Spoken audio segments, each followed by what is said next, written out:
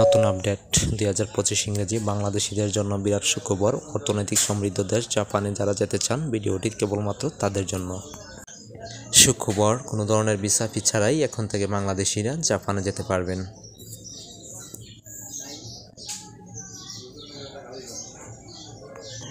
আমরা সবাই জানি জাপানকে সূর্য উদয়ের দেশ বলা হয়। প্রাকৃতিক সৌন্দর্য লীলাভূমির দেশ হলো জাপান।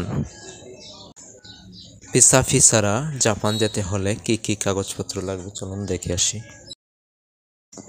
ইন্টারভিউয়ের ঝামেলা নেই।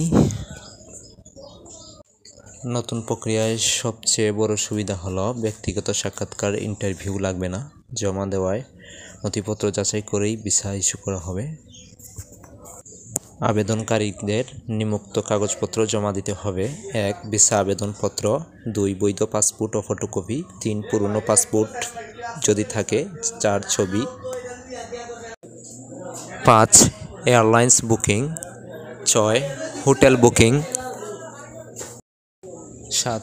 শেষ 3 বছরের ট্যাক্স পেমেন্ট রিসিপ্ট, 8. শেষ 6 মাসের ব্যাংকিং স্টেটমেন্ট, 9. ভ্রমণসূচি, 10. এনওসি প্রযোজ্য ক্ষেত্রে, 11. Cover letter.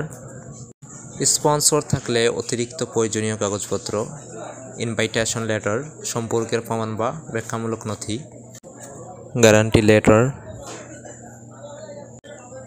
স্পন্সরের ব্যাংক স্টেটমেন্ট।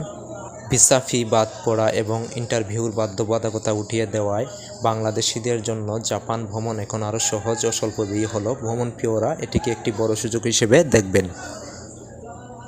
ধন্যবাদ।